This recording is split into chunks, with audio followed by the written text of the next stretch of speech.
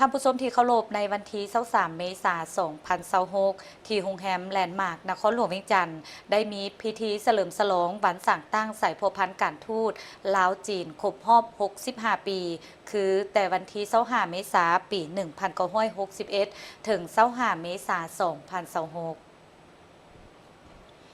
เข้าร่วมในพิธีโดยมีสหายเฉลิมไซกรมมัสยิดกรรมการกรมการเมืองศูนย์กลางภาครองนายกรัฐมนตรีสหายทองสวรรค์พรหมวิหารกรรมการศูนย์กลางภาครองนายกรัฐมนตรีกระทรวงการต่างประเทศและสหายนางฝางหงเอกอัครราชทูตวิสามัญผู้มีอำนาจเต็มแห่งสาธารณรัฐประชาชนจีนประจำสาธารณรัฐประชาธิปไตยประชาชนลาวมีบรรดาสหายการนำภาครัฐทูตานุทูตต่างประเทศและแขกถึกเชิญเข้าร่วมสหายทองสวรรค์พรหมวิหารและสหายนางฝางหงได้ขึ้นกล่าวคำเห็นโดยได้ยกให้เห็นถึงความหมายมั่นความสำคัญของวันดังกล่าวก็คือการพัวพันห่วมมือระหว่างสาธารณรัฐประชาธิปไตยประชาชนลาวและสาธารณรัฐประชาชนจีนตลอดระยะ6 ทศวรรษครึ่งที่ผ่านมา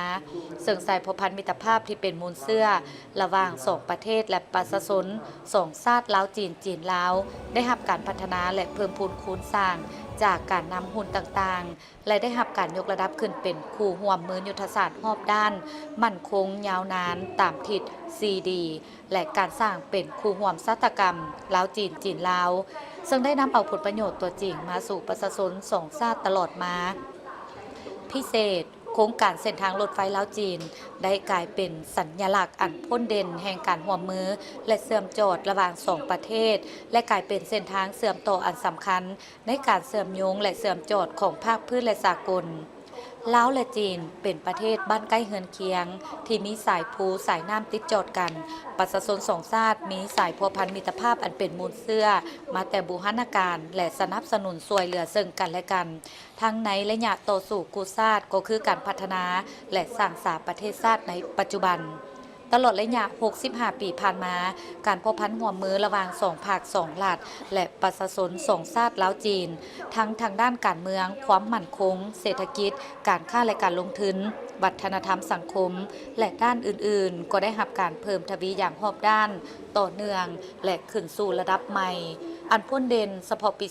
2025การค้า2 ฝ่ายบรรลุได้เกือบ10 ตื้อดอลลาร์สหรัฐเพิ่มขึ้นเกือบ20 ส่วนห้อยนอกจากนี้การลงทุนของสาธารณรัฐประชาชนจีนยังคงอันดับต้นของการลงทุนจากต่างประเทศอยู่สาธารณรัฐประชาธิปไตยประชาชนลาวรวมมูลค่าสะสมประมาณ18 ตื้อกว่าดอลลาร์สหรัฐเคียงคู่กันนี้นับแต่การเปิดบริการนำไส้รถไฟลาวจีนในวันที่3 ธันวาคมปี2021เป็นต้นมาสามารถขนส่งผู้โดยสารได้หลายกว่า11 ล้านเถื่อคนและขนส่งสินค้าได้เกือบ17 ล้านต้นลาวยังเป็นประเทศที่มีนักท่องเที่ยวจีนมาเที่ยวหลายที่สุดซึ่งจัดอยู่อันดับที่3รองจากไทยและเวียดนามเฉพาะปี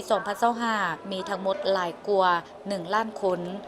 สหายทองสวรรค์พรหมวิหารได้ตั้งหน้าให้รัฐบาลและประชาชนลาวแสดงความขอบใจอย่างจริงใจต่อการสนับสนุนและช่วยเหลืออันล้ำค่าจากรัฐบาลและประชาชนจีนอ้ายน้อง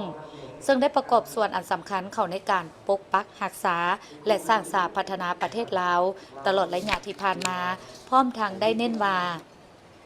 ในท่ามกลางสภาพการสากลความผันแปรไปอย่างสลับซับซ้อนและคาดคะเนได้ยากคือในปัจจุบัน2 ประเทศและประชาชน2 ชาติลาวจีนยิ่งต้องได้สืบต่อหัดแน่นการเสริมขยายสายพัวพันร่วมมือมิตรภาพที่เป็นมูลเสื้อการเป็นคู่ร่วมยุทธศาสตร์รอบด้านมั่นคงยาวนานตามทิศ 4D และการสร้างเป็นคู่ร่วมชาตกรรมระหว่าง2 ภาค 2 รัฐและประชาชน2 ชาติลาวจีนให้มีคุณภาพสูงมาตรฐานสูงและระดับสูงกว่าเก่าก็คือให้นับมือแน่นแฟ้นและแตกดอกออกผลอย่างบ่หยุดยั้งเพื่อเป็นกำลังแห่งประกอบส่วนเขาในการส่งเสริมสันติภาพมิตรภาพและการร่วมมือเพื่อการพัฒนาแบบยืนยงอยู่ในภาคพื้นและในโลกพิธีดังกล่าวการนำขันสู่ของลาวและจีนพร้อมด้วยบรรดาแขกที่มีเกียรติยังได้เยี่ยมชมการวางแสดงรูปภาพสายพัวพันการทูตลาวจีนครบรอบ65 ปีและหับชมวิดีโอสั้นการพัวพันลาวจีนอีกด้วย